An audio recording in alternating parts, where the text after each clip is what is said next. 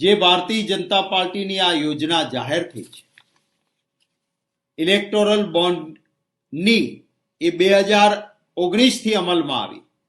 2019માં 6,000 કરોડ રૂપિયાના electoral bond ગયા અને આમાંથી 95% એ માત્ર ભાજપ પાસે ગયા.